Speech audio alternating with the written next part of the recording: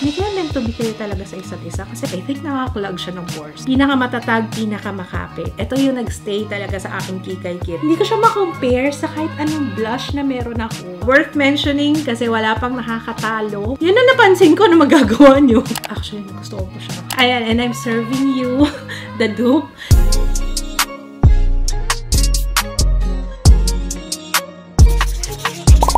Hello everyone! Welcome back sa ating channel. Okay, meron tayong favorites video. I am back. Ang tagal kong hindi nag-upload, ano?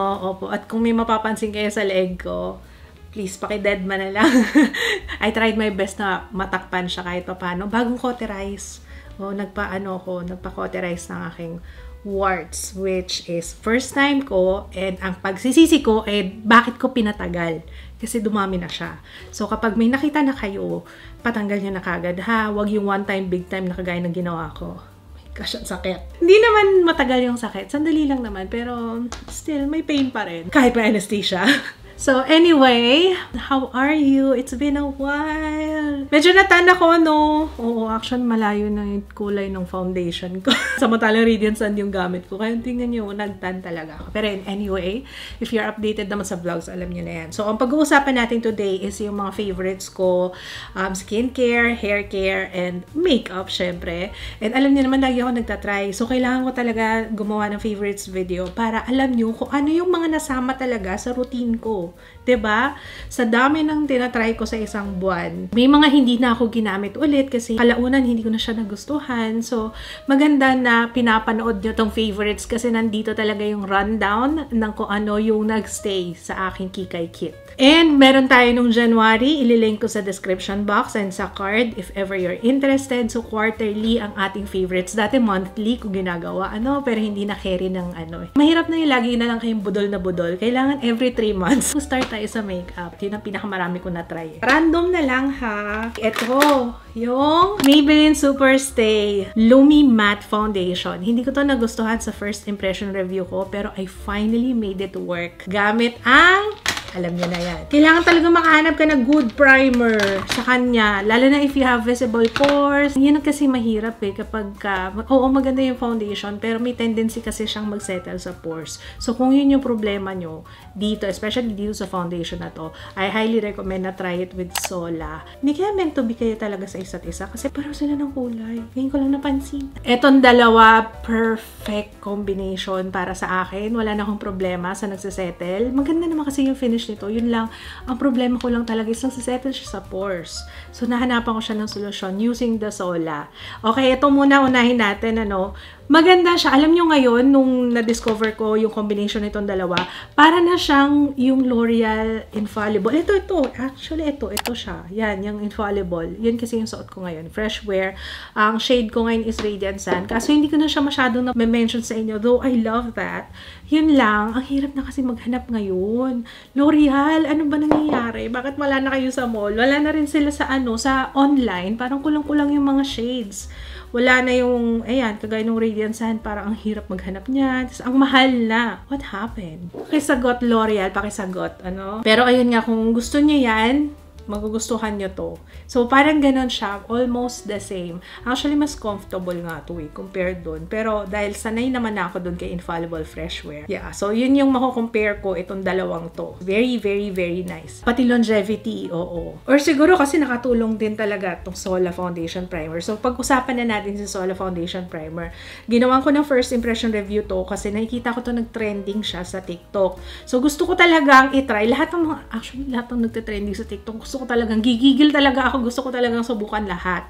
Para malaman natin kung alin ba talaga yung okay. Kasi yung iba kasi nagte-trending lang tapos hindi naman pala okay, diba? Alam niyo yan kung napapanood nyo. So, isa rin ako sa mga nabubudol na ganon. So, this one, pwede mo siyang gamitin na siya lang. At ang gamit ko na is sand beige. Ayan, meron na silang sand beige finally. Mas gusto ko yung ganitong packaging. Kung gusto nyo itry lang muna, okay itong maliit. Pero for everyday use, mahirap to. Kasi ang daming nabubuhos. Kasi medyo thin lang yung consistency niya. Madaming nabubuhos sa akin.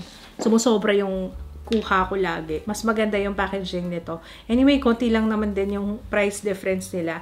Pero again, kapag trial, mag-sachet muna kayo. Para ma-feel nyo ano bang niya. Actually, pwede nang siya lang Yun nga lang, if you have blemishes, kagaya ko, o yung matigyawat, maraming kailangan takpan.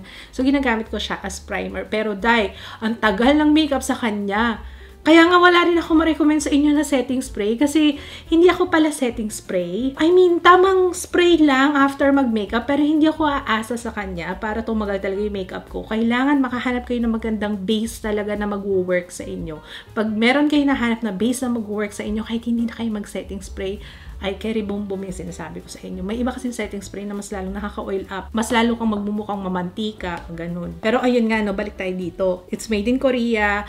I highly recommend this. Ang ganda-ganda nyo talaga. Ang ganda na lapat ng foundation. Parang, alam nyo, parang makeup artist yung nag-makeup sa akin. Parang ganung level. So, the best talaga tong Sola na to. Wala na ako ibang masabi. Meron na rin siyang sunscreen. Pero, if you're in doubt, and for sure na maarawan ka, pwede naman humiwalay ka ng sunscreen, mag-apply ka ng ibang sunscreen, okay?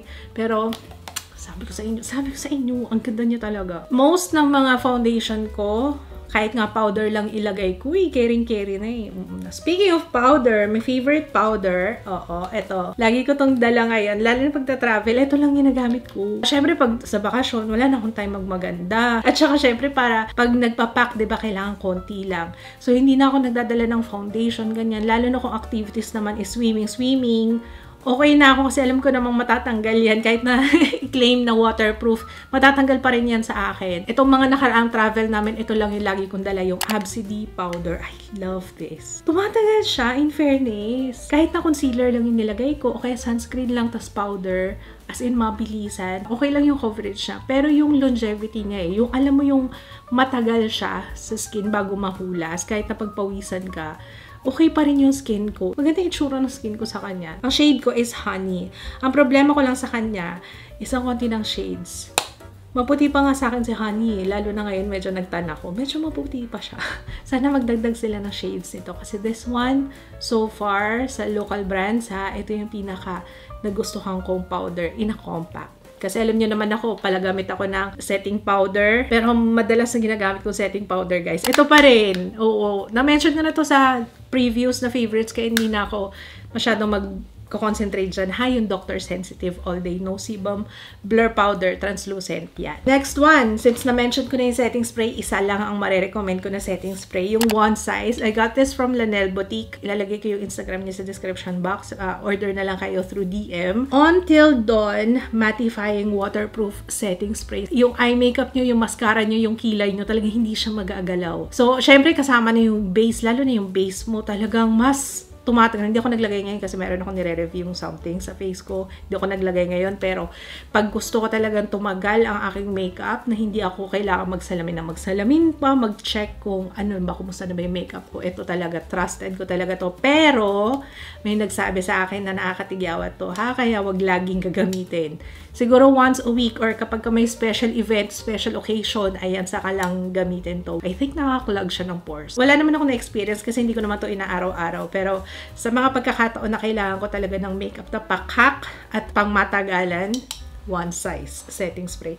Yan lang ang setting spray na marirecommend ko ngayon. Pero sabi ko sa inyo, worth every peso. Feeling ko nga ginawa yan para sa mga ano talaga yung mga nagpa-perform. Parang ganun siya kasi aerosol.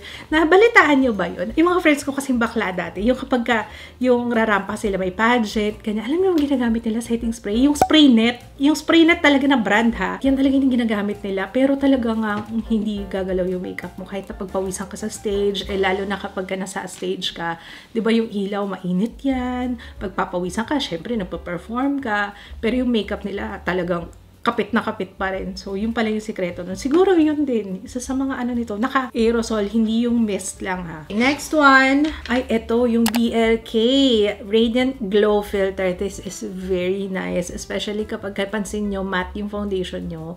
Ako kasi siguro dahil aging skin na ako, mas gusto ko yung parang, yung may glow. Ito kasi highlighter yan, oo. Pero naglagay din ako nito underneath. So, kung ayaw nyong mag-highlighter, kasi yung highlighter is very, yung blinding naman naman masyado. Kung gusto niyo yung parang glow-glow lang na skin, parang glow from within, ganon. I highly recommend this. Ako, nilalagay ko lang siya in particular dito sa upper cheeks and then dito sa nose. Doon ko lang siya nilalagay. Wala nang iba pa. Pero ang ganda ng finish niya. Hindi rin niya naapektuhan yung aking base kahit na nag-set na ako with powder. Kahit na i-reapply ko siya, walang problema. Maganda yung pagkakablend niya. Pero for me, guys, ang laki nito, sa totoo lang. Sana meron silang smaller version para parang pag aalis ka lang, no? Yun lang ang request ko kasi masyado siyang malaki. Ayun. Hindi siya travel friendly. Pero I like this very much. Ang shade ko dito is Sand. Hindi ko lang maano kasi nag-highlighter ako. Pero ang ganda niya talaga sa skin. Radiant glow talaga. True naman. 3 ang aking favorite concealer right now. Ito na-mention ko na before, yung Tevian. So, hindi ko na siya masyadong i-elaborate dito ha. Pero, gamit na gamit ko pa rin to. Maganda kasi talaga siya, guys. Tumatagal pati siya. So far, sa lahat na na-try ko ng concealer, yung Tevian concealer talaga yung nakakatakip ng blemishes ko ng pangmatagalan ha. Siya yung pinakamatagal. Siguro 12 hours, ayun, makikita na. Or kahit ilang oras, depende kasi pagka pinagpapawisan. Pero so far, sa lahat na na-try ko siya, yung pinakamatatag, pinakamakapit. Tevian concealer. Ang shade na ginagamit ko right now is Crema. For my under eye, ito yung ginagamit ko madalas, yung Lucky Beauty. Serum concealer siya, kaya mas thin yung consistency. Meron kasing concealer. Kagaya nito, hindi ko to magagamit sa under eye area. Gusto ko siya pang spot conceal only. So, ibig sabihin, pag may mga blemishes ako, meron akong tinatakpan na tigyawat dito, meron din sa nose, pero hindi niyo masyado makita. O, diba? Ganun siya kaganda. Hindi talaga pwedeng hindi mawala to sa routine ko. Lalo na ngayon kasi matigyawat ako, hindi ko alam. Baka sa age na. Oo. Hindi naman ako ganito dati. Diba sabi ko sa inyo, kahit ano ipatry nyo sa akin, talaga hindi ako tinitigyawat. Ngayon, ibang usapan. Itong serum concealer ng Lucky Beauty, para siyang yung Maybelline na Instant Age Rewind na all-time favorite ko rin sa Maybelline concealer ha. Concealer, pag pinag-usapan natin concealer, isa sa mga, actually siya lang talaga, yung before ha. Yun yung aking go-to talaga, must have, yung Instant Age Rewind concealer ng Maybelline. Pero nakahanap ako ng local. Ayan. For local naman, ito yung maipapalit ko doon, yung Lucky Beauty na serum concealer. Never nagkaroon ako ng problema sa under eyes, lalo na I have fine lines na dyan. Hindi niya na-emphasize yun, walang caking whatsoever. Basta nababrighten niya yung under eye area ko, pero never ako nagkaroon ng problema sa kanya. Pagdating sa creasing, ganyan, wala. This is very nice. Lucky Beauty Serum Concealer. For spot conceal, kaso ngayon hindi ko siya masyado magamit kasi light siya sa akin. This is Custard NARS Soft Matte Complete Concealer. Ayan. Isa rin sa pangmatagalan to na concealer. Lalo na kung hindi even yung inyong skin, kung may mga bumps, syempre pag tatakpan mo yung tigyawat, nakaumbok yan kasi tigyawat, diba? Nakakatulong na para siyang clay, ganyan. Medyo thick kasi to. Ginagawa rin niyang smooth yung surface. Kaya hindi siya halatang halata. Kaya ang ganda nito, NARS. I highly recommend this. And kahit yung mga makeup artist friends ko, ito talaga yung marirecommend nila na concealer. Yan din ang ginagamit nila sa mga, sa mga brides, sa mga clients nila. Pang matagalan talaga. May kamahalan, pero sulit na sulit. Skin tint! Of course, I love my Lucky Beauty na Angel Skin Veil. Gustong-gusto ko talaga to, guys. Ang ganda niya. Medyo nagtan, kaya wheat na yung aking shade. Pero yung normal na shade ko is Chai. Ang ayaw ko lang sa kanya, and I have to say yung update nito kasi first impression review lang siya before, diba? So ngayon, ang napansin ko is kapag hindi mo siya in-store ng maayos, may tendency siyang mag-leak. Kaya ako kapag kunwari babiyahe, pinapaikutan ko pa siya ng tissue. Kasi nga para hindi siya, or tissue or ilagay nyo sa plastic kasi yun nga, nag-aano siya, may tendency siyang mag-spill. Yun lang. Sana ma-improve yung packaging nito. Other than that, maganda. So far, sa lahat ng skin tint na try ko this year, ito yung the best talaga. Iba yung itsura, may glow talaga. Pag sinabing Angel Skin Veil, so name pa lang niya, talagang may ganun siya, may added glow. Hindi ko alam anong meron sa formula niya. Iba talaga, pag siya yung ginagamit ko, parang iba yung skin. Oo. Hindi yung itsura na parang, ay, ang ganda ng foundation. Hindi, ang ganda ng skin. Ang ganda sa skin. Parang ganun. Love that. Next one, ito. Ang nag-iisa, diba ginawa ko ng review to, yung Focallure My Melody, Focallure Sanrio Collection. So, sa lahat ng na-try ko doon, ito yung nag-stay talaga sa aking Kikay Kit. Links ng mga produkto, alam niyo na nasa description box, ha? So, ayan. Gamit na gamit ko yan, guys. Ito lagi kong dala. Yun, sana meron silang salamin. No? Sana dinagdagan na nila ng salamin. Pero, okay lang din naman kung wala. Pero maganda siya. Maganda. Lahat ginagamit ko. Lahat to. Walang tapon. Ang ganda ng highlighter niya. Maganda yung blush. Yung contour. Very pang everyday. Sabi ko nga sa inyo, para siyang yung Vice Cosmetics collection ko. Yun. Nakakamiss, no? Yun. Parang ganun siya. Ganda. Contour. I'm loving itong Get Ready With Me Glam and Go Sticks Cafe au lait. Pang matagalan talaga siya. Yun yung pinaka nagustuhan ko sa kanya. Maliban sa packaging. I really love the packaging. Tingnan niyo yung tsura. Ang ganda-ganda niya talaga. Mas preferred ko dito pang apply is brush. Para sa akin, brush is the best. Sobrang dali niyang i-apply. Malambot lang siya. So, yung iba, parang ang problema yata is nagme-melt. I'm not sure kung saan niya siya ini-store. Pero, siguro may certain temperature lang. Oo, wag sa mainit na lugar. Kasi, baka may tendency talaga siyang mag-melt. Pero, so far, ako wala naman akong problema na nag-melt siya. Finally, na perfect nila yung shade dito. And, to be honest, yung na-try ko na contour stick nila before, hindi ko talaga nagustuhan yung shades doon. Pero, ito na perfect nila. Cafe au lait is my favorite. And will always be a staple. Lalo na kapag pag kailangan ko talaga ng pakak na makeup. Right now, I'm using it. O, diba? Maganda siya talaga, guys. Hindi off yung shade niya. Talagang yan ang perfect ng shade na yan. Perfect na perfect on my skin tone. Kahit na medyo nagtan ako, maganda pa rin siya. Hindi siya mukhang putik or whatsoever. Kasi ganun yung experience ko before. So, ito na perfect nila dito sa shade na to. I love this. Blush, syempre, alam nyo na yan. Ito lagi kong ginagamit. Nakikita nyo naman yan sa vlog. Talagang gustong-gusto ko to. Ito kasi, kahit na daliri lang. Lucky Beauty pala to, guys. Lucky Beauty Ethereal Liquid Flush in the shade Sonnet. Yan lang naman. Fling, Lacy, at saka Sonnet. Yan tatlong yan. The best talaga na shades for me. And I love this. Hindi ko alam kung anong meron sa kanya. Pero hindi ko siya ma-compare sa kahit anong blush na meron ako. Oo. Sa ngayon, ha. Pero ang ganda, ang sarap niyang i-apply. Hindi siya thick. Basta ang ganda-ganda sa skin. Pagka binlend ko siya with a brush, parang konting ganyan lang. Ang ganda na ng itsura, ang ganda na ng register sa skin. May mga iba kasi na parang ang thick niya. Kailangan mo talaga ng blending skills. Paano kung wala kang ganong blending skills? Mahirap.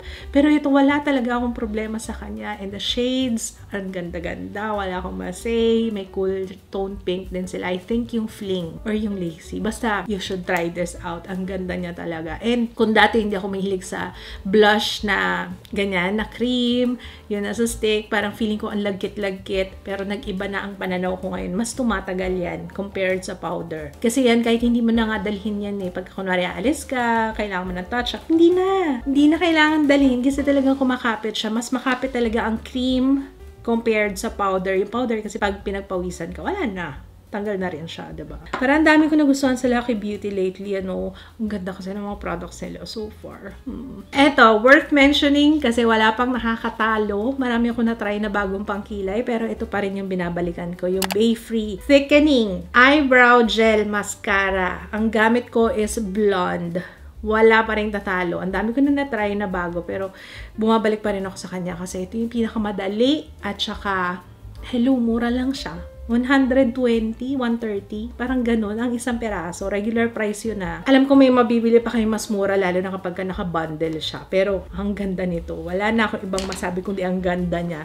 Yan lang ang gamit ko dito sa kilay ko. Tignan niyo naman. Oh, walang ano yan. Walang pencil, walang powder. Yan lang talaga. Sapat na. Mascara. Ay, ito pa rin yung mascara ko. So, ito pa rin yung favorite ko talaga eh. Siguro yung, kaya ito talaga yung lagi kong ginagamit kasi hindi basta-basta bumababa yung lashes ko sa kanya. So, hindi siya ganun kabigat sa lashes considering maiksi yung lashes ko and madaling bumagsak kasi nga maiksi at saka ilang piraso lang sila. Pero maganda siya. Tapos, ito pa, hindi mo na kailangan pa ng added na remover para lang matanggal siya. At saka pag tinanggal mo siya, hindi siya yung nagsustain sa skin. Hindi siya kumakalat sa skin. Kung ano siya nang natuyo, matatanggal mo siya ng ganun buo. So, ano pang marirecommend niya tubing mascara for me? para i-try ko. Sige, comment down below kasi so far, hindi pa napapalitan yung favorite ko since January. Ito pa din. Last sa makeup, sa lips na tayo. Unahin natin yung mga balm. I love itong Lux Organics na Panthenol Therapy. If you have dry lips, this is a must-have. Ito may panthenol siya. And yung panthenol, maganda talaga ang epekto sa skin. Hindi lang sa skin pati sa labi. Parang mas nakaka-moisturize talaga siya. And ang maganda rin dito is full yung kulay niya pag in-apply. So, hindi mo na kailangan pa ng additional blending. So, i-compare ko siya kasi hindi ko siya na-compare doon sa ginawa ko, I think TikTok yata yun. Hindi ko nagawa ng comparison.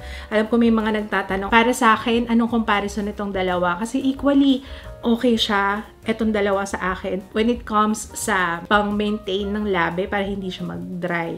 So, equally, pareho sila doon. Parehong nakaka-moisturize ang labi. Yun nga lang, ang problema ko sa Dr. Sensitive packaging. Parang number 1 din na problema yan mostly nang nababasa ko online.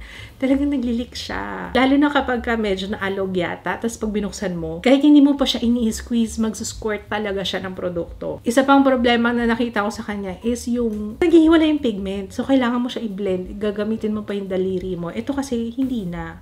So, kaya sabi ko sa inyo, mura pati ito. Mas mura siya. Itong Lux Organics. Na-share ko lang sa inyo yung comparison ng dalawa and hopefully makatulong sa pagpili nyo ng kung ano yung nararapat para sa'yo. Next one is of course yung L'Oreal Infallible. Na-miss ko yung mga matte na liquid lipstick and ito na-enjoy ko talaga siyang gamitin. Especially itong shade na to, Worth It Medium. Diba ang dami kong shades na swatch doon. If you haven't seen the video, ayan, gora na kayo. Lalagay ko yung card sa taas. Itong L'Oreal Infallible Matte Resistance.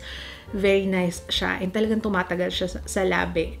Yun lang, syempre, like most ng transfer-proof na liquid lipstick, nasa sa'yo din yun kasi kung ano yung kakainin mo. Kapag kumakain ka ng mamantika, mabilis siya matatanggal kasi yung oil ang pantanggal talaga ng transfer-proof na liquid lipstick. So, yun lang. Something to note. Isa pang masasuggest ko when it comes sa longevity, yung talagang pang matagalan na pang buong araw talaga. Sabi ko sa inyo, kahit nag-swimming ako, dala ko to. Ito yung ginagamit ko madalas nung nag-swimming kami. This is the JMCY Double End Lip Glaze. And R01 yung madalas kong gamitin. At saka yung isa, yung Amber Sunset. Yata, ayun. Anyway, ito kasi, sabi ko sa inyo, ang tagal talaga. Yan yung gamit ko sa labi ko ngayon. Matte yung ginawa ko. Pero, don't skip yung step na water, yung raincoat. Huwag niyo skip yun. Kasi siya yung sealant, ha.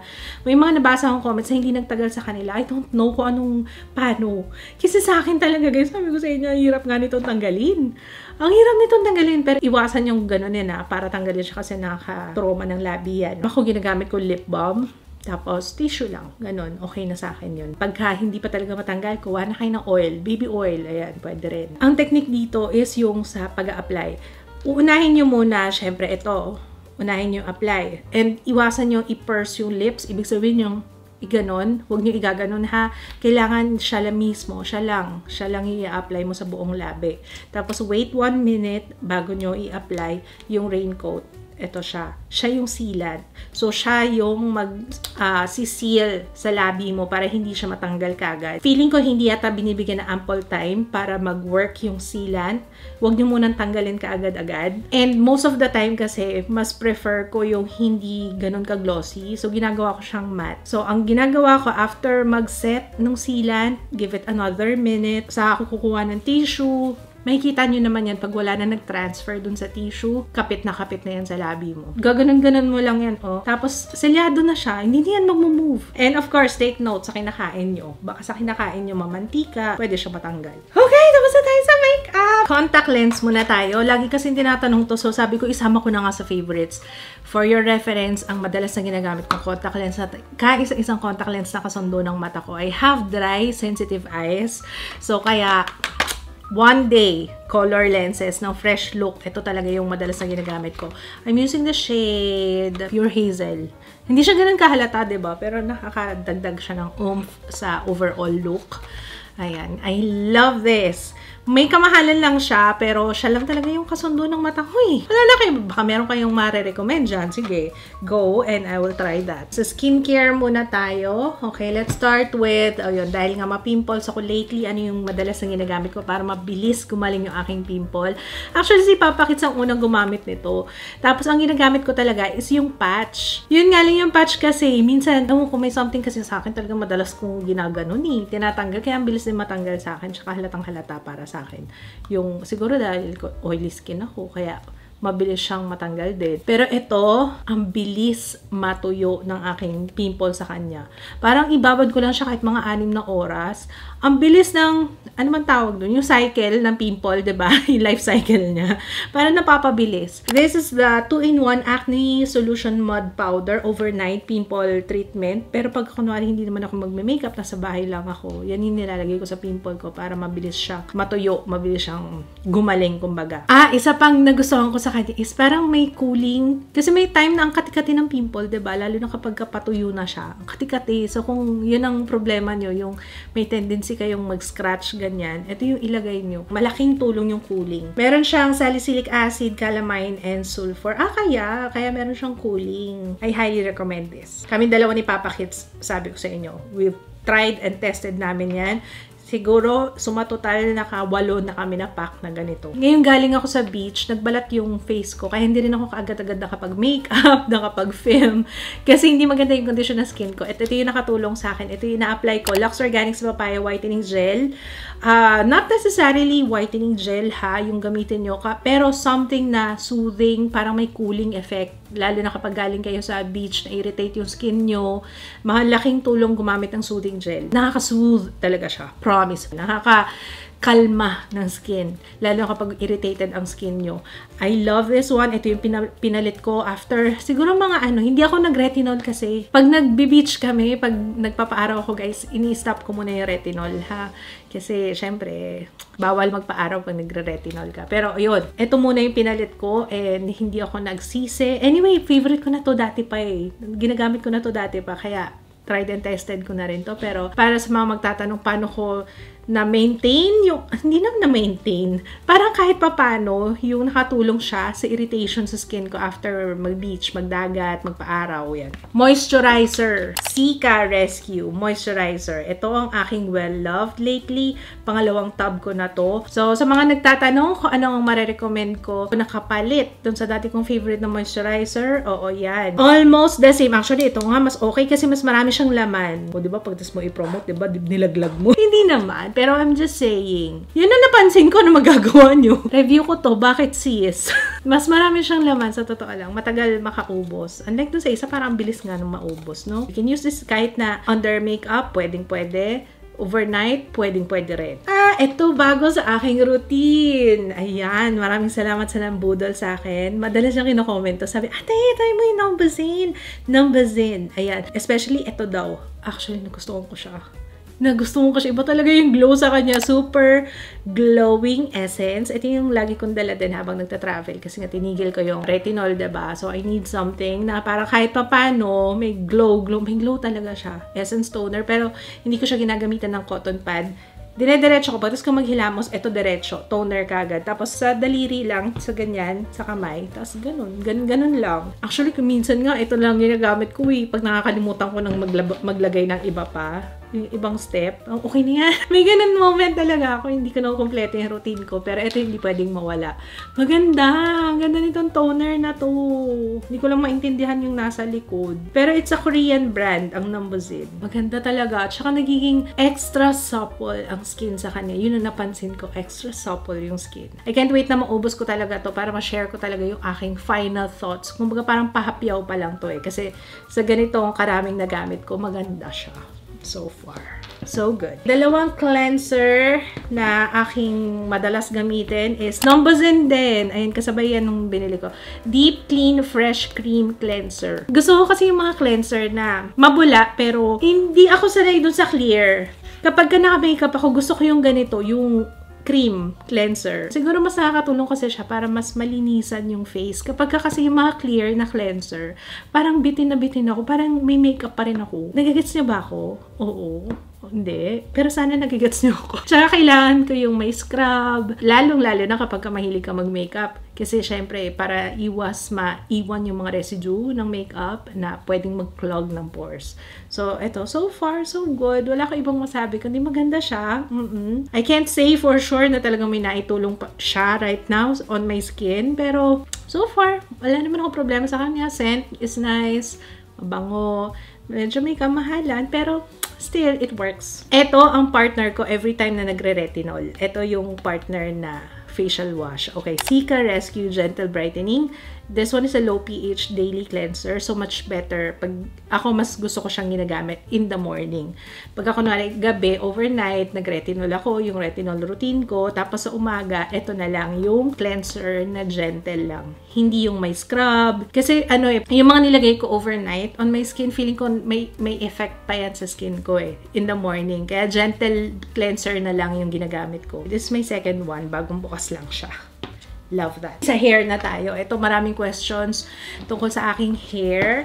Opo, kasi, syempre, paano ko daw na-maintain? Kasi blonde, lagi ako nagpapakulay. Lagi ako nagpapa-bleach.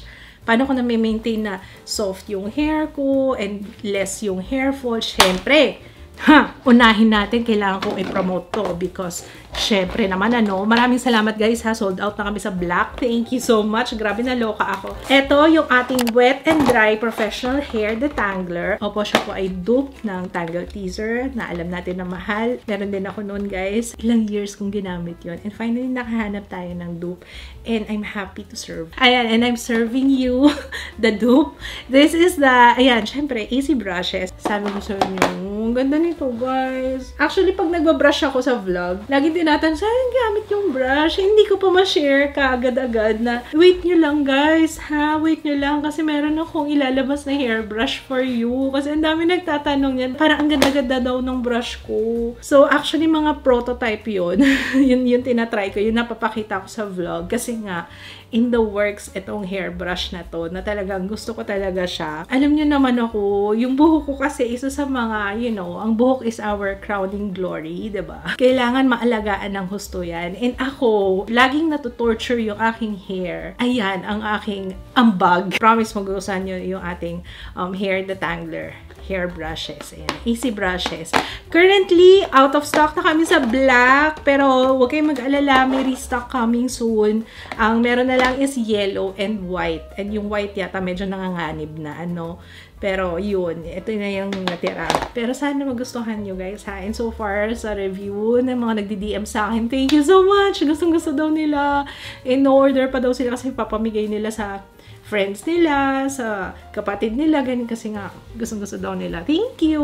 Ayan. And maraming salamat sa mga nag-order. Maraming salamat po. And may nag-request ng pink. Noted. Opo, sige. Kasi ito pa lang naman yung tatlong colors na feeling ko is pasok sa aesthetic ko.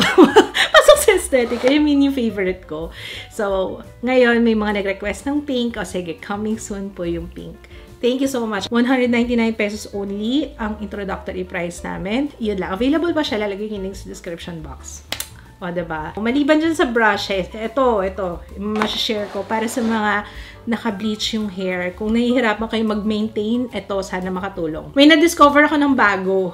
Opo, ito, yung Cream Silk Triple Keratin Rescue. O, diba? Paubos na siya Medyo mahal lang siya, 414 pesos. Nabili ko to sa Robinson's Department Store. Pero malaki tong bote na to, 300 ml. Parang more than 2 months ko na nga siyang ginagamit. Everyday maganda siya, in fairness. Parang siyang purple conditioner. Tingnan yung tsura niya. Ganyan siya. Ayan. So, ganyan yung kulay niya. So, I'm not sure kung talagang kumakapit.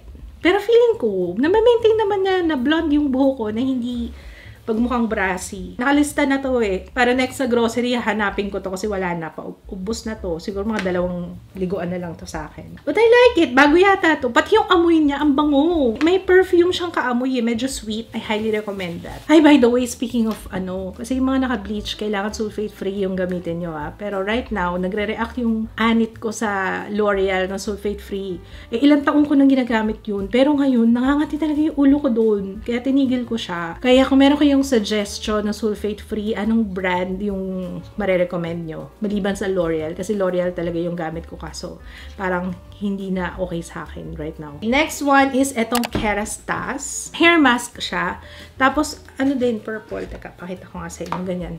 Yan. Ang tingkad ng pagkaano niya, no? Sa lahat na na-try ko na purple shampoo, purple conditioner, yung Kerastase, maganda yung line nila. Makikita mo yun sa kamay. Yung kapag kumapit yung kulay purple, kumapit sa daliri mo, sa kamay, at saka sa kuko, ibig sabihin, maano talaga siya, makapit siya. Meron kasi iba ako natatry na kapag in-apply mo, parang pagbanlaw, nababanlaw mo rin, parang hindi siya makapit. Pero pag nakita mo na nagsistain siya sa daliri, parang feeling, theory ko lang to, feeling ko mas effective yung ganon. Ganon to. Kaya kahit once a week ko lang to gamitin, kasi medyo mahal siya, kahit once a week lang, na-maintain naman, hindi naman ganun ka-brassy yung aking hair. Hindi siya perfect. Wala namang perfect sa mundo. Pero still, na-maintain naman niya. Kahit na, di ba, nung nakaraan, ilang dagat kami nung tong June. Mabilis makasira ng kulay ng buhok yung tubig alat. Another Kerastase is itong Blonde Absolute na parang leave-on na conditioner. So, kapag basa pa yung buhok ko, before ako mag-blow dry, nilalagay ko na to. Hindi ako lagi nagbo-blow dry. Kahit na before ako magsukulay, ayan. Ito yung ina-apply ko. Tingnan nyo, ang tipid ko nga. Konti-konti lang na ina-apply ko. Nakakadagdag siya ng shine sa hair. At saka, meron din siyang iniiwan na parang silver. Or siguro kasi blonde yung buhok ko Pero parang nagmumukhang silver yung hair ko. Parang ganun. So kung ganun yung bet nyo, yun, magugustuhan nyo to. Meron siyang ganung effect sa kanya. Siguro mga 2-3 pump. Tapos sa buong hair ko na yun. Malambot pati siya sa hair. At saka mabango siya. Yun ang pinakagusto ko sa Kerastase. Mabango. I think that's it. Tapos na tayo. Ayun. Thank you so much guys sa panonood. Ayan. Ito yung ating comeback video. No? After ko mawala ng mahigit 1 linggo yata. Yun. Matagal yun para sa akin. Tagal ako hindi nagdadaldal, kaya parang hingal ako ngayon. Parang hindi na ako sanay magsalita ng matagalan. Pero ayun, sana na-enjoy nyo ang ating favorites video. Ilalagay ko yung links sa description box. And as always, affiliate links po yan. Ibig sabihin, nakakuha ko na porsyento. Pag kinlik nyo yung link at yan yung ginamit nyo to purchase, maraming salamat po. Malaking tulong po yun para makabili ako ng ibang makeup na i-review natin. maraming salamat po. So ayun, thank you so much for watching guys. Kung meron kayong request na gawa natin review, go sa comment section, and I will see you again on my next one. Bye guys!